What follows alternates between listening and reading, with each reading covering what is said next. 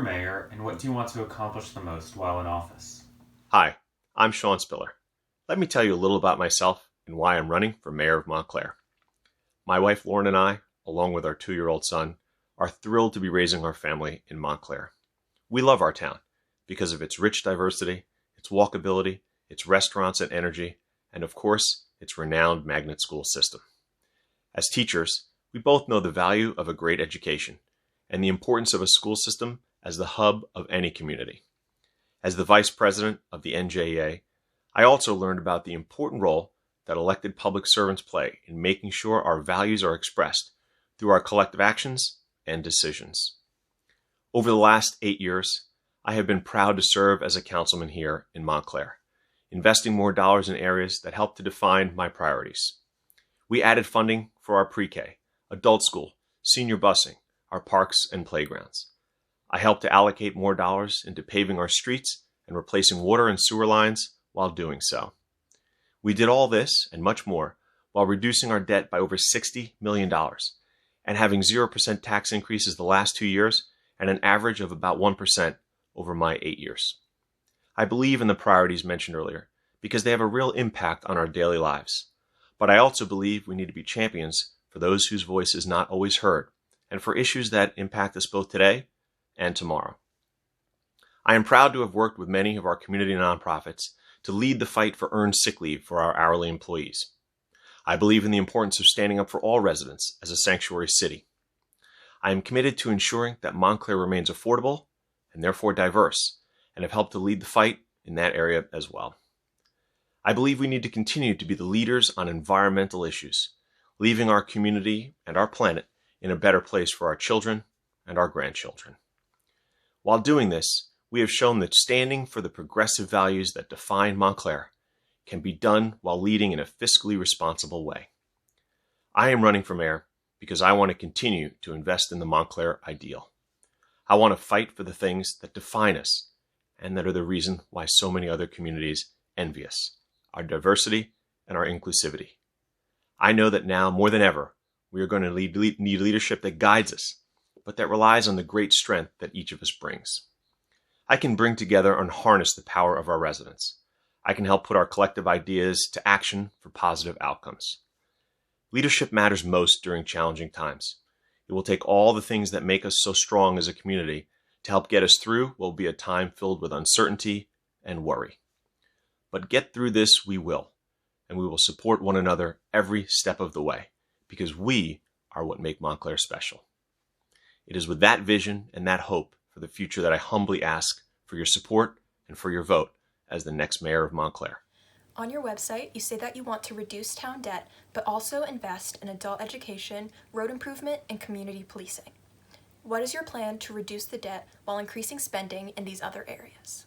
Specifically, regarding the question about debt reduction while continuing to invest in things like community policing, new fire trucks, library funding, and more, the good news is you don't have to look at a potential plan that I'm putting forward. You can simply look to what I've already been doing as a leader in this town. Since being elected to the council, we've reduced our debt by over $60 million by implementing a debt reduction plan that eliminates $2 of debt for every dollar we add. By our council taking this step and others, we've seen our bond rating go from AA- to AAA+, the highest achievable rating. And we've helped to reverse a trend that had been moving in the wrong direction previously. Because of our better rating, and therefore our ability to borrow new dollars at a lower rate, we've been able to save millions of dollars in interest payments. We've then taken those dollars and specifically invested them in our community. I'm happy to have led for a push to increase our yearly tree plantings, helping to keep Montclair the green township that we are known for. We've used those dollars to replace sewer lines that were not changed or upgraded for over 100 years.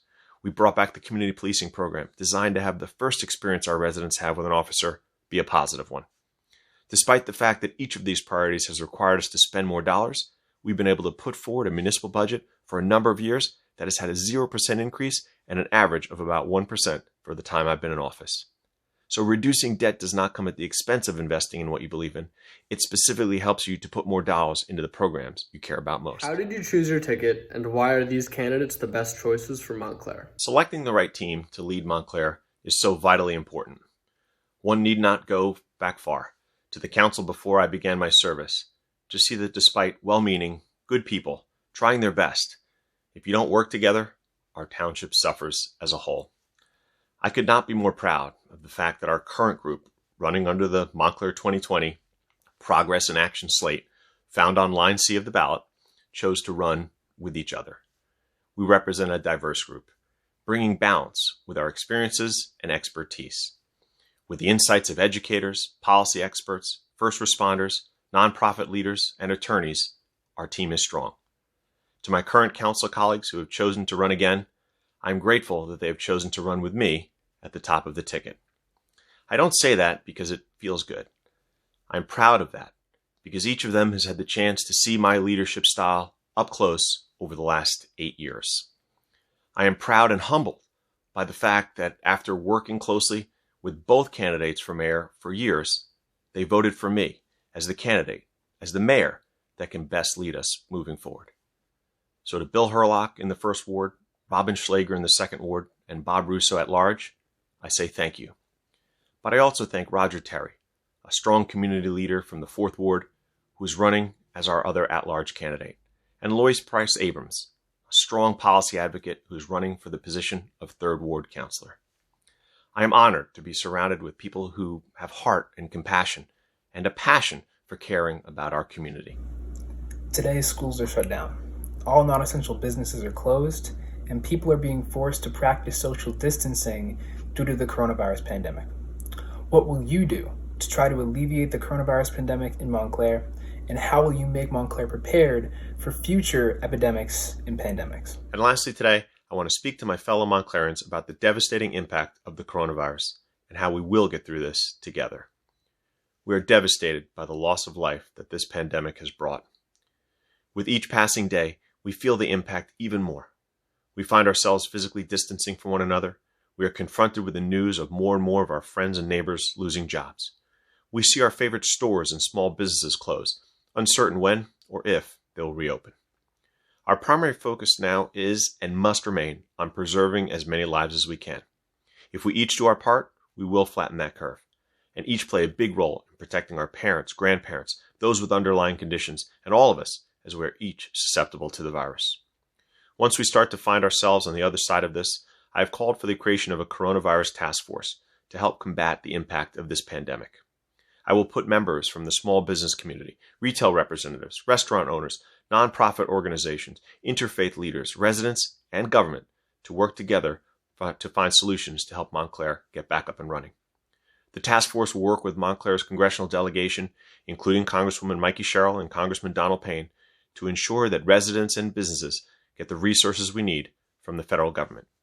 We will establish the Office of Recovery at Town Hall, where residents can connect to get access at the state, local, and federal level to resources.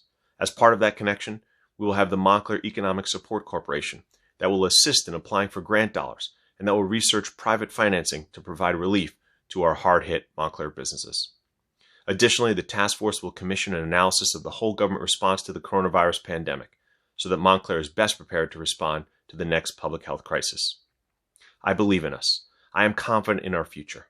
I ask you for your strength, your perseverance, and I ask you for your vote as the next mayor of Montclair.